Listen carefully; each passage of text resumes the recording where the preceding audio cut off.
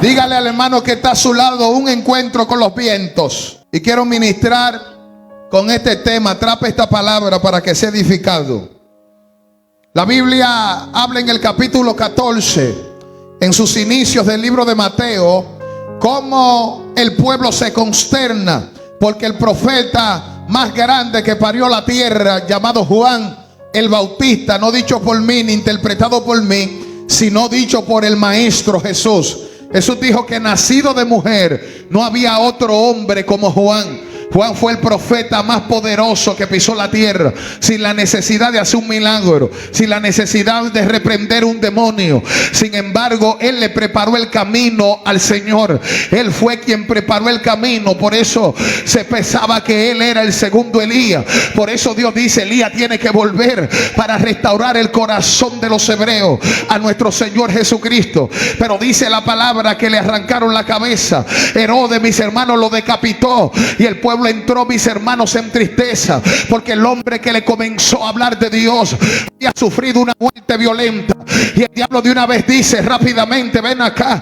¿Y dónde estaba Dios que permitió que le arranquen la cabeza? Es que el que tú le sirvas a Dios no te exima que el enemigo no te pueda golpear. Lo que yo te garantizo, que aunque pueda destruir el cuerpo, nunca podrá dañar tu alma. Dios se lo estableció a Job, y cuando el diablo atacaba a Job, Dios le dijo claro: tú no me le puedes tocar el alma. A lo que quieras con el cuerpo, pero el alma es mía y a mí me pertenece. Estamos guardados por el Espíritu Santo de Dios. Y el pueblo, mis santos hermanos, viendo lo que estaba pasando, entró en decadencia, entró en tristeza. Jesús ya está en la tierra y está ejerciendo el ministerio. Jesús había bajado del monte, mis santos hermanos, ya con una gloria superior, una gloria fuera de serie. Jesús bajó, mis hermanos, dicen, el poder del Espíritu de Dios, y él tenía que hacer un acto contundente para levantarle la moral a Israel otra vez. Y es cuando decide multiplicar los panes y multiplicar los peces y alimentar a 5,000, sin contar los niños y sin contar los ancianos, ni tampoco las mujeres. La gente como que empezó a levantar la moral y a decir: verdaderamente Dios está, gloria al nombre del Señor, con este hombre. O sea, Cristo mostró y reveló, mis hermanos, que lo divino estaba en esencia delante de Dios y delante de sus ojos, que no había duda de que Jesucristo tenía una parte divina, de que Jesucristo estaba comisionado por Dios. Que esa voz, mis hermanos, que se abrió el cielo y dijo: ese es mi hijo amado, no se quedó en una voz, sino que Cristo pudo demostrar que era el enviado, mis santos hermanos, que era el Mesías, que era el Cristo, que la tierra estaba esperando. La tierra comenzó a levantar su morada, porque cuando Dios hace una obra en tu vida, te pueden decir lo que digan, pero ya no hay duda de que en tu vida Jesucristo es real, de que en tu vida Jesucristo es verdadero. Mis hermanos, te pueden hablar cuentos. Es por eso que dicen: que es lo que hacen esa gente en la iglesia, a quien le levanta la mano, es que aunque tú no lo conozcas, para mí Jesucristo es real, para mí Jesucristo es verdadero. Esta hazaña le devuelve al pueblo su moral. Y dice la Biblia, mis santos hermanos, que Jesús siente la necesidad, después de ese milagro, apartarse a orar. Me llamó eso la atención profundamente. Es porque Jesús necesita suministro. Tú das, pero necesita buscar. Es uno de los problemas de la iglesia, mis santos hermanos, que hoy están en victoria. Hoy Dios lo bendijo, pero ya no quieren buscar más a Dios. No te está dando, pero tienes que seguir buscando. Jesús hizo un milagro extraordinario, pero no se creyó que era la última Coca-Cola. Él dijo: me voy a apartar a orar, me voy al desierto a orar, voy para la montaña a seguir buscando el suministro para que se manifieste la gloria en el día. Y usted sabe que dice la palabra, el primer punto que me llamó la atención, que antes de él irse, mis hermanos, apartarse a sola, él dice que le dio una orden a los discípulos. Ahí no dice, mis santos hermanos, que le suplicó, que le pidió, que le preguntó: ¿cuál es tu itinerario? ¿Cuáles son tus planes? Dice que le dio una orden: súbanse a la barca. Le entregó una dirección y le dijo: crucen a la otra ribera. ribera. Según mis hermanos, el texto griego dice que usó una palabra en Acasén que significa, mis hermanos, les ordenó, les obligó, los forzó y con urgencia. Esa palabra me llamó la atención. ¿Cómo es posible de que Cristo no le diga, si tú quieres ver, si te parece, móntate? No, la Biblia dice, les ordenó a que se monten allá arriba y le dio, mis hermanos, una dirección y le dijo, espérenme del otro lado. En la hora que tú aceptas, mis hermanos, la orden de Dios, ese mismo tiempo Dios se compromete contigo a guardar tu integridad, a guardar tu casa, a guardar tu familia. Alguien lo puede adorar, alguien puede darle gloria. Yo acepto tus órdenes, tú aceptas guardarme, yo siento candela, tú sientes protegerme. El día que acepte el reto, ese día Dios te bendice. Oiga qué palabra. Él les ordenó entrar. A veces sentirás que Dios está invadiendo tus deseos, que tú te quieres mudar para un lugar y el llamado lo interrumpe. Que tú quieres hacer. Yo he escuchado gente que dice, déjenme vivir mi vida, que mi vida es mía, y Dios viene con su llamado y lo interrumpe y le dice, mire, yo le ordeno a usted que se monte en esa barca, y mientras usted estaba pensando que iba para el sur, yo le digo que coja para el norte. Y a mí me impresionó algo de Jesús, mis santos hermanos, que Dios nunca te mandará a un lugar incierto. Dios le entregó una dirección. Dios le dijo, espérenme en la otra ribera. Y dice la Biblia, mis hermanos, que entraron de día a la barca y empezaron, mis hermanos, a navegar. Voy a empezar a hablar misterio, sígame para que no se pierda. Y dice que él comienza, mis hermanos, todos contentos porque entraron de día en la barca. Y el día representa gozo, el día representa paz. Ellos habían sido testigos de la gloria de Dios. Ellos habían sido testigos de cómo Dios multiplicó los panes y también los peces. Cuando tuve un milagro, tú estás en gozo, tú estás en contento. Te dice, mira, camina a pie de aquí a Scranton, y tú dices un gozo porque está en tiempo de día, está en tiempo de gozo, está en tiempo de cumplimiento. Ellos estaban viendo como el poder de Dios estaba manifestándose y nadie lo podía decir nada. Con alegría se montaron en la barca. Pero me llama la atención que dice la Biblia, pero cuando llegó la noche, y la noche representa caos, persecución, problema, batalla, guerra contra los demonios. O sea, mientras ellos estaban dentro del propósito, mientras estaban dentro de la barca, dentro de la misma barca, dentro del mismo propósito, le llegó la noche. Representa y enseña que aunque estés tú dentro del propósito, no quiere decir que las batallas no van a llegar, no quiere decir que la persecución no se van a levantar, no quiere decir que la guerra el diablo no te la va a hacer. Pero te tengo noticias: si tú cumpliste con la orden del Padre, no te preocupes por la noche, no te preocupes por el viento ni por la tempestad. El que te ordenó entrar, él te va a librar de tu guerra.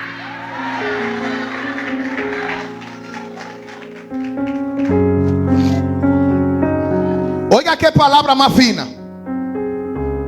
Dice Jesús, pero cuando llegó la noche, tiempo de dificultad, tiempo de persecución, tiempo de calamidad, tiempo de desconfianza, tiempo de temor. No solo es que había llegado la noche, la Biblia dice que los vientos eran contrarios. Y yo me fui a buscar en la marítima qué significaba cuando el viento era contrario. El viento contrario retrasa tu llegada. El viento contrario pone en peligro tu embarcación. El viento contrario quiere que tú te desvíes del camino. El viento contrario quiere que tú te devuelvas. Usted sabe qué es lo que ellos le están diciendo a Jesús. Ellos tenían una excusa válida para decirle: soltaré el evangelio, soltaré este propósito, porque me están golpeando los vientos y mi vida está en peligro. Pero usted sabe que me impresiona que Jesús no llegó cuando era de día, que Jesús no descendió del monte mientras estaban en gozo. Dice que cuando se levantó la tempestad, por ahí venía un fantasma caminando, porque el problema no es conmigo. Yo no fui que me subí, fue que me ordenaron a que me suba. La guerra no es con la guerra no es conmigo, la guerra es con quien me ordenó que me meta. Dice que Cristo venía entrando, venía caminando viento. ¿Y qué usted cree? ¿Con quién fue que el viento se enfrentó? ¿Con Pedro? ¿Con Bartolomé? ¿Con Santiago? No. Dice que Cristo, reprendiendo el viento y reprendiendo la mar, hizo que se hubo una gran bonanza. Los vientos que te atacan no pelearán con ti, no pelearán con tu familia. Es con quien te ordenó que entre, con quien te dijo súbete. La garantía está en quien te ordenó.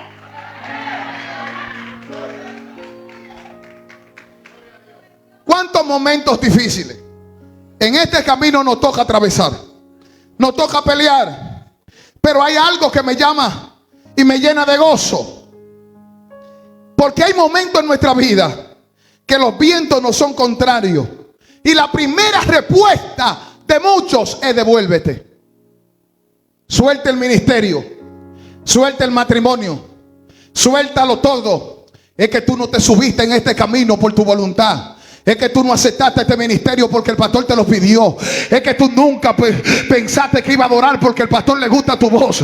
Es que tú no consiste que le guste a la pastora como tú predicas. Es que tú no consiste al rey, mis santos hermanos de turno, que te haya llamado. Eso no vale. Aquí dice claro que fue Jesús quien le ordenó que se monte. Jesús violó su condición, porque por eso es que somos siervos. Porque el siervo renuncia a su voluntad para hacer la voluntad de su Señor. Es que ya usted no se dirige. Por eso fue que Cristo le dijo a Pedro: antes se dirigía a usted, ahora lo dirige otro. Tú no estás aquí porque quieres. Tú no estás aquí porque te gusta esto. Tú no estás aquí porque te parece esto bien. Hay alguien que te está ordenando a venir. Hay alguien que te está diciendo adórame. Hay alguien que te está diciendo métete en el tren, métete en la barba. Curabasama. Yo siento poder de Dios. Yo siento el Espíritu Santo. Hay gente que cree que vinieron porque les salió a ellos. Tú nunca has querido venir. Es que te lo están ordenando. Por eso fue que Jeremías dijo: pudiste tú más que yo, me seduciste, me ganaste. Alguien lo puede adorar, alguien puede darle gloria. Tú no estás aquí por voluntad, alguien te lo ordenó.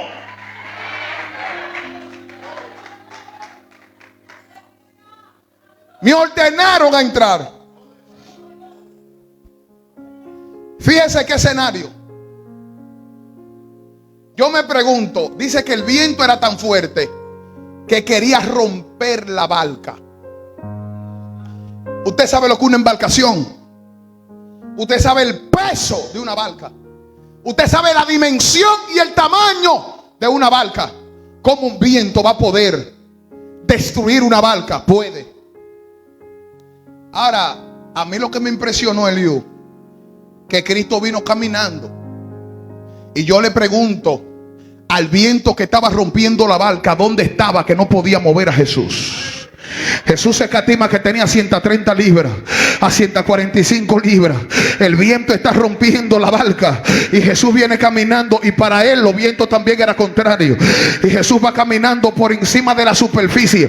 Yo me pregunto dónde estaba el mar de un Titanic, y a Cristo no lo podía hundir. Cristo iba caminando por encima del agua, donde dice la física que él se tenía que hundir. Él no era un palo, pero la autoridad del cielo estaba delegada sobre el Cordero.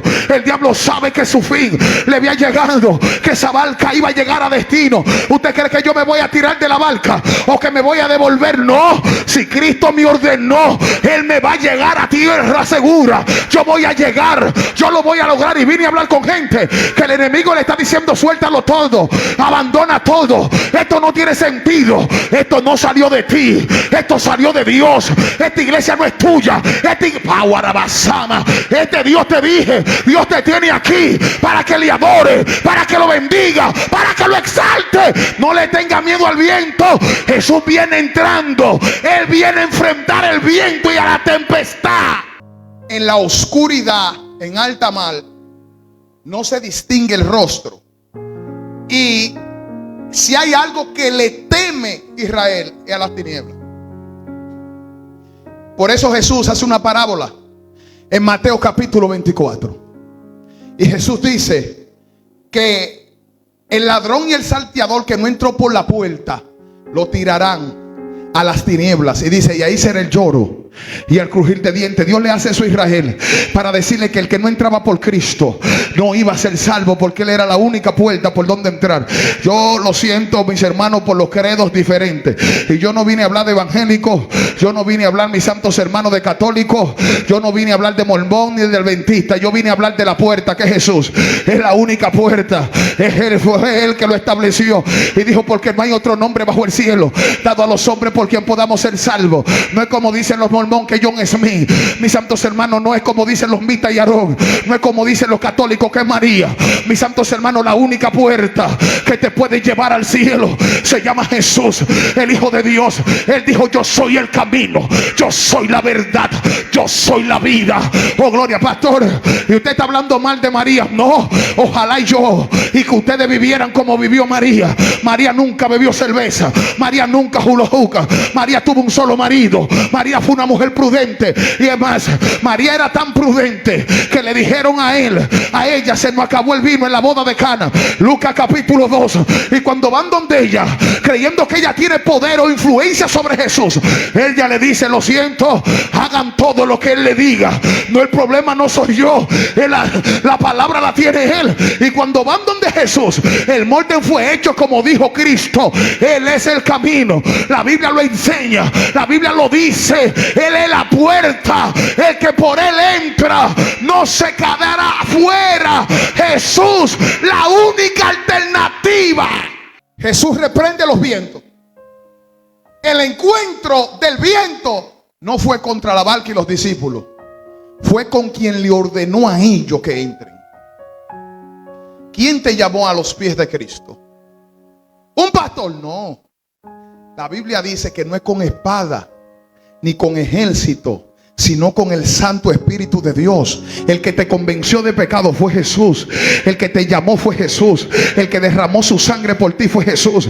Por ende, mis santos hermanos, cuando el viento que se te esté levantando, no importa que sea como yo predicaba anoche, no pierda las esperanzas de Euclidón, que dice que se rindieron a la tormenta. Porque cuando tu embarcación está en peligro, entra, mis hermanos, la desesperanza, pierde la fe, se te va, mis santos hermanos, la fuerza de seguir batallando. Pero cuando tú recuerdas: ven acá, pero no fui yo que me llamé, a mí fue que me llamaron, hablen con él. Eso me acuerdo un día que Randy Island, mis hermanos, daba un testimonio que Dios lo dirigió en Puerto Rico a un hogar, mis hermanos, a una casa a orar. Y cuando él llegó, Dios le dijo: móntate en el carro. Él agarró un highway y comenzó a correr y a correr y a correr. Pero ¿para dónde voy? Y el Espíritu le decía: tranquilo, yo te voy a dirigir, tranquilo, yo te voy a dirigir. Y le decía: dobla a la derecha, hasta que llegó a una casa y le dijo: parquéate ahí, toca la puerta.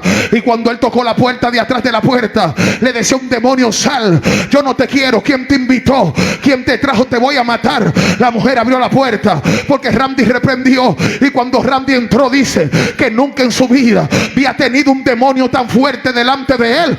Y ahí fue cuando el demonio le dijo: hoy te vas a morir. Y le trancó la puerta. Y Randy dijo: espérate, que yo no vine solo. A mí yo no fue que vine, me trajeron. Habla con él, mis hermanos. Y Cristo se manifestó y le arrancó esa alma al diablo. Cuando tú estás seguro que te llamó Dios, tu casa, tu familia y tus hijos, no importa el viento que se levante, no es contra ti que van a pelear, fue con quien te ordenó que te meta en esta barca. Oh, gloria. Alguien levanta la mano, alguien le da gloria a Dios. Oiga lo que dice el texto. Entonces Pedro respondió: Señor, si eres tú, ordena que yo vaya a ti sobre las aguas. ¿Qué Pedro le está diciendo en clave a Cristo? Ellos creen que un fantasma que viene caminando no discierne quién es. Y él le pregunta: si tú fuiste el mismo que nos ordenó meternos en este asunto, da una orden para que yo vaya a ti.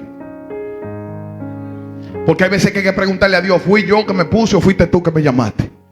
Dime, ¿fuiste tú que me dijiste que me monte en esta barca o fui que me monté por yo estar de trascendido? Dime qué fue lo que pasó. Y Jesús le dijo: ve ven. En otras palabras, yo fui el que lo ordené. Y yo quiero decirte que Cristo está presente ahí y está mirando, aunque tú lo sientas a distancia. Porque Cristo no vino cuando no había tempestad. Porque Cristo no vino cuando todo era bonanza. Dios te está mirando a distancia. Él está mirando tu dolor y tu sufrimiento. Yo siento la revelación de papá, porque hay gente, mis hermanos, que están poniendo en duda que Dios lo va a hacer, que Dios se va a glorificar, que Dios se olvidó de su promesa. Dios nunca te ha fallado. Dios no te va a fallar. Dios nunca lo va a hacer. Dios te ordenó. Él te va a respaldar. Él te va a levantar. No importa en el hoyo que haya caído, allá en el fango se mete Dios. Él te va a volver a levantar, porque Él fue que te ordenó que te monte.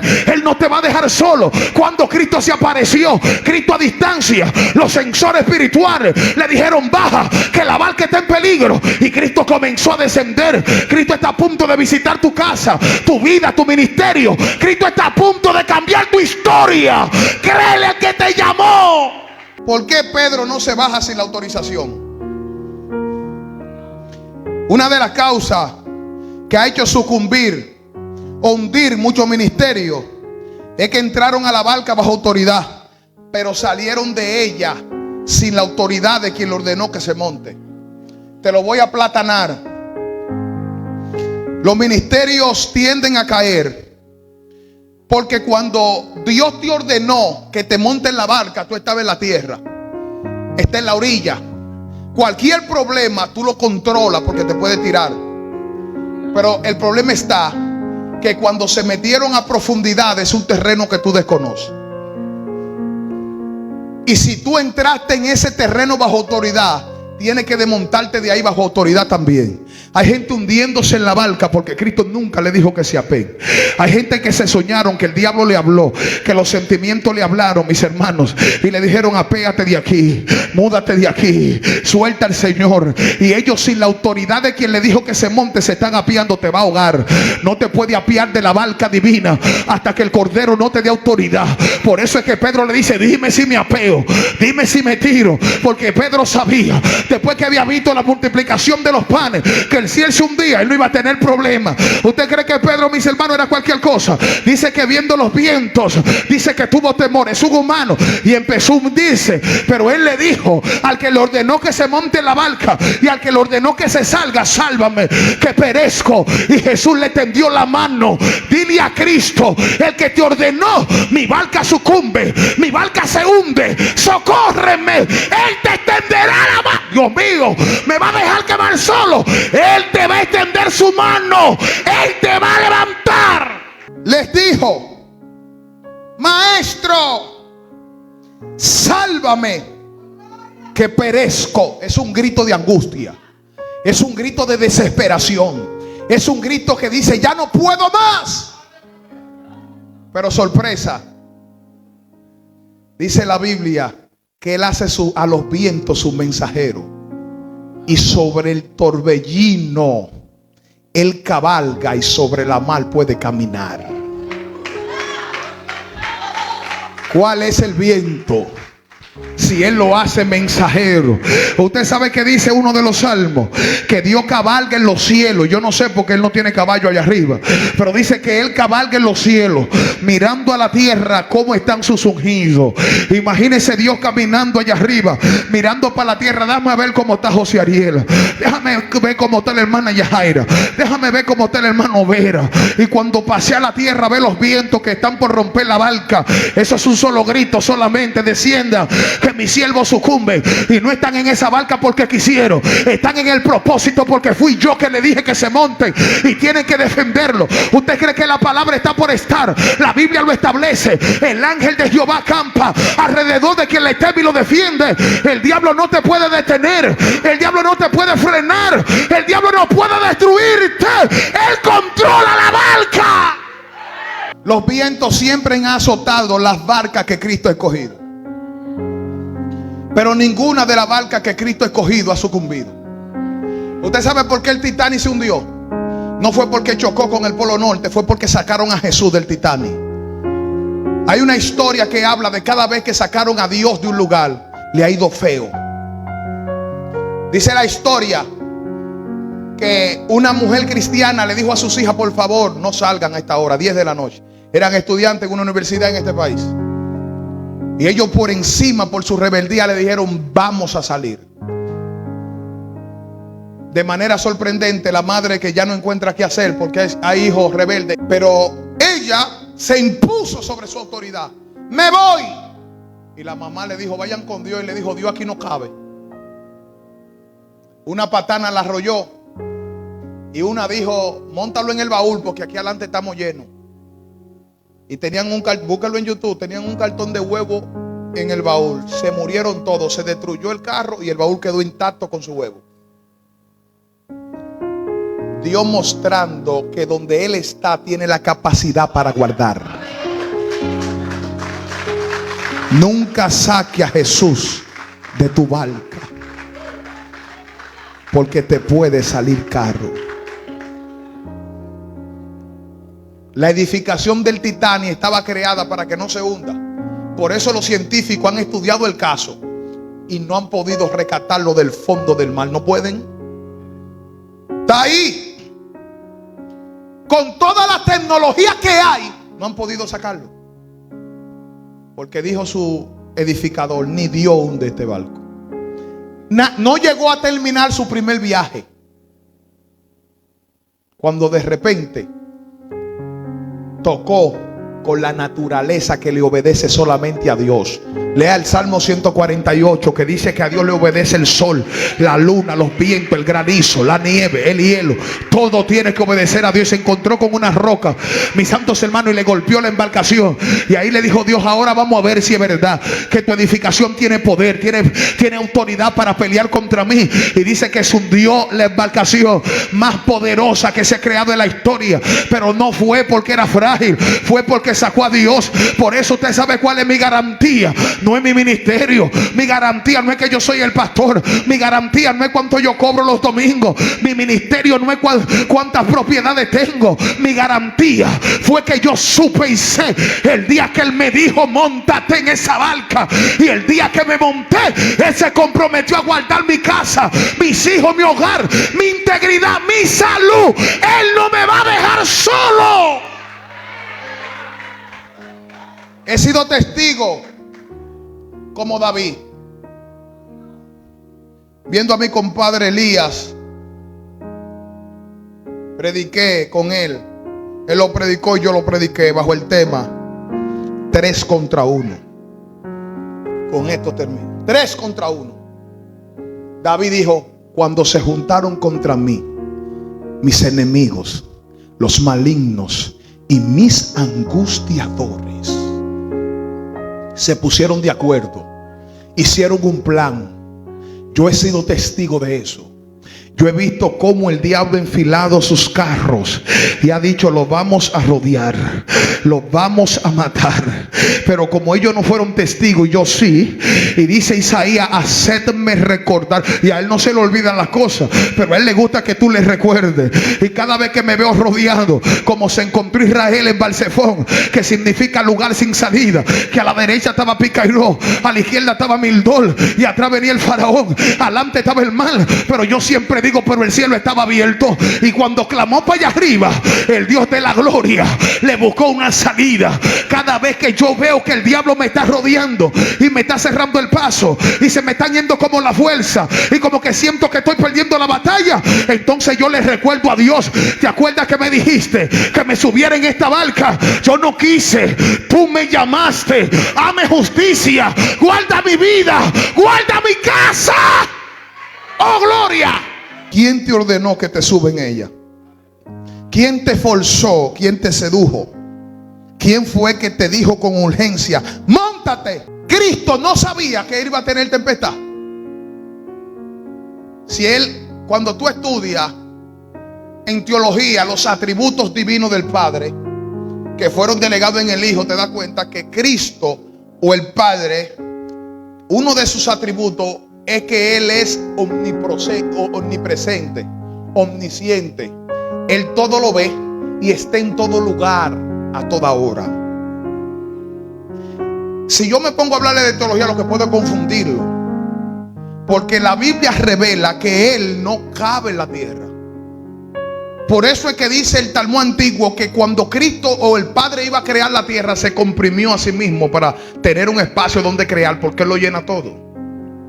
Pero cuando tú lo analizas literalmente, te va a confundir, porque la Biblia dice que Dios no cabe en la tierra y entra en tu corazón. ¿Cómo cabe dentro de un alma tan pequeña cuando no cabe en la tierra?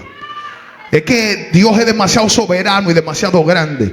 O sea, es que Dios rompe, mis hermanos, el cerebelo de los seres humanos. A Dios no lo va a comprender nadie. Por eso es que Él dice: yo tengo la capacidad de decirle a usted en público, dice el Padre, que yo soy el alfa y el omega. Pero es que eso no, no se translitera que Él es el principio y el fin. Él es el que está diciendo: yo soy dos paredes. Mire, es el alfa y es el omega, y todo lo que existe está aquí adentro. Si te va al principio, está Él. Si te va al final, está Él también. O no dice la Biblia que lo que era fue y lo que fue será, y que Dios hace que la historia se repite. Usted sabe lo que Dios está diciendo, que el pasado es el futuro y el futuro es el pasado.